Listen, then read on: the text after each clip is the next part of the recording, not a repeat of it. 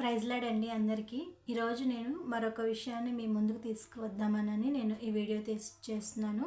అది ఏంటి అని అంటే యేసుక్రీస్తు ప్రభు వారికి నిజంగా శక్తి ఉంటే క్రైస్తవులే ఎందుకు అత్యధికంగా బాధలు అనుభవిస్తున్నారు, క్రైస్తవులే ఎందుకు హింసను పొందుతున్నారు అన్న క్వశ్చన్ అనమాట. దానికి యేసుక్రీస్తు ప్రభు వారు ముందుగానే చెప్పారు. ఎప్పుడు అని అంటే ఇంకా ఆయన తనకి మరణశిక్ష వేధించబడుతుంది, తను మళ్ళీ తిరిగి తండ్రి దగ్గరికి వెళ్ళిపోవాల్సిన సమయం వచ్చింది అన్నప్పుడు తన శిష్యులతో చెప్తూ ఉన్నాడనమాట. ఏమని అంటే నేను చదువుతాను. ఇది యోహాను సువార్త 15వ అధ్యాయంలో ఉంది. 17వ వచనం నుంచి నేను చదువుతాను, మీరు ఒకసారి చూడండి. మీరు ఒకరినొకడు ప్రేమింపవలెనని ఈ సంగతులను మీకు ఆజ్ఞాపించుచున్నాను.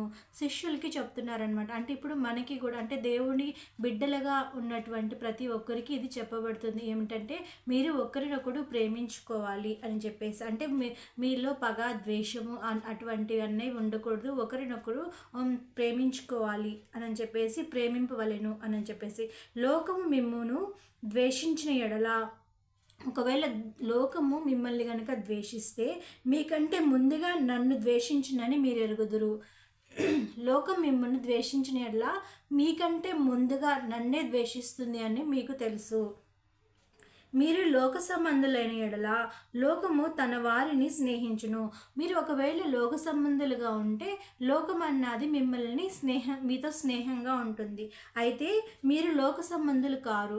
ఎప్పుడైతే క్రీస్తు రక్తం ద్వారా కడగబడి తన పాపముల నిమిత్తము వారు పశ్చాత్తాపడి నూతన జీవితంలోనికి ప్రవేశిస్తారో వాళ్ళు ఇంకా లోక సంబంధులు కారనమాట. వీరు పరలోక సంబంధులు. కాబట్టి వారిని లోకం ఏం చేస్తుంది అని అంటే ద్వేషిస్తుంది అనమాట. మీరు లోక సంబంధులు కారు, నేను మిమ్మును లోకంలో నుండి ఏర్పరచుకుంటుని. అంతకుముందు మనం ఎక్కడున్నాము? లోకంలో ఉన్నాం. లోకంలో అంటే లోకంలో పాపము ఉంది. ఆ పాపంలో మనం జీవిస్తూ మన ఆలోచనల ద్వారా కావచ్చు, మన మాటల ద్వారా కావచ్చు, మన తలంపులు, ఇలా మన చేతల ద్వారా, ప్రతి విషయం ద్వారా మనం పాపం చేసిన వారుగా ఉన్నాం. కానీ ఎప్పుడైతే మన యేసుక్రీస్తు ప్రభువారిలో నేను చేసిందంతా పాపం, నన్ను క్షమించు అని పశ్చాత్తాపడి నూతన అనుభవంలోనికి, నూతన జీవితంలోనికి మనం వచ్చామో, అలా వచ్చినప్పుడు నేను మిమ్మల్ని లోకంలో నుండి, యేసుక్రీస్తు ప్రభువారు మనల్ని అందరినీ ఏం చేశారంటే లోకంలో నుండి ఏర్పరచుకుంటారు. అందుచేతనే లోకంలో నుంచి నేను మిమ్మల్ని వేర్పరిచాను. కాబట్టి మీకు ఆ పాపము, కల్మషం అన్నది ఇంక మీకు లేదు. అందుచేతనే లోకం అన్నది మిమ్మల్ని ద్వేషిస్తుంది. అందుకే మిమ్మల్ని లోకం అన్నది ద్వేషిస్తుంది. దాసుడు తన యజమానుని కంటే గొప్పవాడు కాడని నేను మీతో చెప్పిన మాట జ్ఞాపకం చేసుకోండి. అంతే కదా, యజమానుడి కంటే దాసుడు ఎప్పుడు గొప్పవాడు కాదనమాట. లోకులు నన్ను హింసించిన ఎడల, యేసుక్రీస్తు ప్రభు వారిని హింసిస్తారు కదా, అలా లోకులు నన్ను హింసించిన ఎడల మిమ్మును కూడా హింసింతురు. మీకేదో రాజభోగం, క్రైస్తవులుగా మీరు ఉంటే మీకేదో రాజభోగం కలుగుతుంది, మీకు ఇలా పూల పాన్పులు వస్తాయి అని చెప్పేసి యేసుక్రీస్తు ప్రభువారు చెప్పలేదు. ఏమని చెప్పారంటే లోకం నన్ను హింసించిన ఎడల మిమ్మల్ని కూడా హింసిస్తుంది, కాబట్టి మీరు సిద్ధంగా ఉండండి అని చెప్పేసి చెప్పారు. కాబట్టి దీనికి క్వశ్చన్కి ఆన్సర్ వచ్చింది.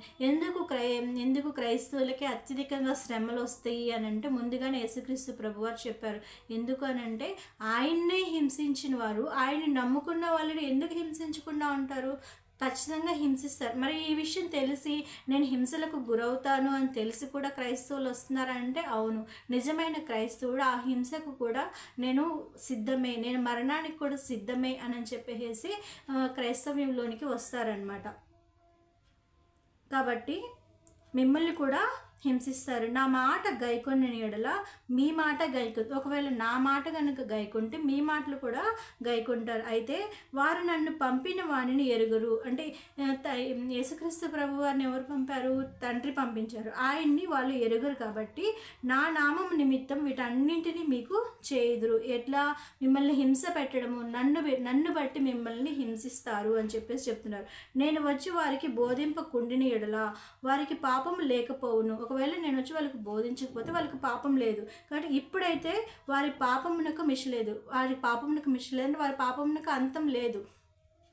నన్ను ద్వేషించువాడు నా తండ్రిని కూడా ద్వేషించుచున్నాడు.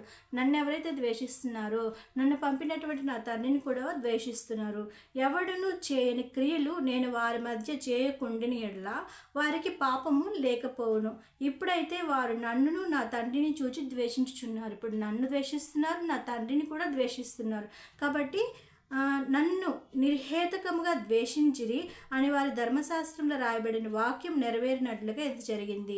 తండ్రి యొద్ద నుండి మీ యొద్దకు నేను పంపబోవు ఆదరణకర్త అంటే పరిశుద్ధాత్మ అనగా తండ్రి యొద్ద నుండి బయలుదేరు సత్యస్వరూపి అయిన ఆత్మ వచ్చినప్పుడు ఆయన నన్ను గూర్చి సాక్ష్యం ఇచ్చును. నన్ను గూర్చి అంటే యేసుక్రీస్తు ప్రభు వారి గురించి పరిశుద్ధాత్మ దేవుడు సాక్ష్యం ఇస్తారు.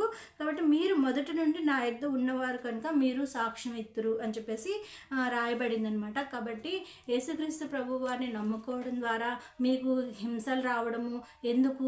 ఆయన శక్తివంతుడు కదా, మీకు ఎందుకు హింసలు రావాలి అని అడిగే వారికి నా క్వశ్చన్, అది నా ఆన్సర్ అనమాట. యేసుక్రీస్తు ప్రభు వారిని నమ్మడం ద్వారా పూల పాన్పులు అన్నవి జరగవు, వాళ్ళు అందలం అన్నది ఎక్కించరు. ఖచ్చితంగా వారికి కూడా హింసలు కలుగుతాయి, వారికి కూడా బాధలు వస్తాయి, వారికి బాధలు కలుగుతాయి. కాబట్టి వారు బాధలు పడాలి. ఎందుకంటే యేసుక్రీస్తు ప్రభు వారినే వాళ్ళు బాధలు పెట్టి సిలువకు అప్పగించారు. కాబట్టి మనల్ని వదిలిపెడతారు అని చెప్పేసి అనుకోకూడదు. కాబట్టి ప్రతి ఒక్కరూ కూడా ఆ విధంగా సిద్ధపడే పరలోక రాజ్యంలోకి రావాలి. ఇక మన శరీరానికే ఇక్కడ బాధ కలుగుతుంది, కానీ మనం మరణించిన తర్వాత పరలోక రాజ్యంలో నిత్యానందం కలుగుతుంది అనమాట. కాబట్టి దానికి వాళ్ళందరూ ఏం చేస్తారంటే సిద్ధపడతారు. హింస పొందినా పర్వాలేదు, బాధలు పడినా పర్వాలేదు, నేను క్రీస్తుని అంగీకరిస్తాను, క్రీస్తే నాకు నిజమైన దేవుడు అని చెప్పేసి తెలుసుకుంటారు. కాబట్టి క్రైస్తవులుగా ఉన్న వారికి హింసలు కలుగుతాయి, బాధలు కలుగుతాయి, అది ఖచ్చితంగా కలుగుతుంది. ఎవరు సంతోషంగా ఉండరు. ఓకేనా? మరొక వీడియోతో మళ్ళీ కలుద్దాం. అంతవరకు ప్రైజ్ ద లార్డ్. ఆమేన్.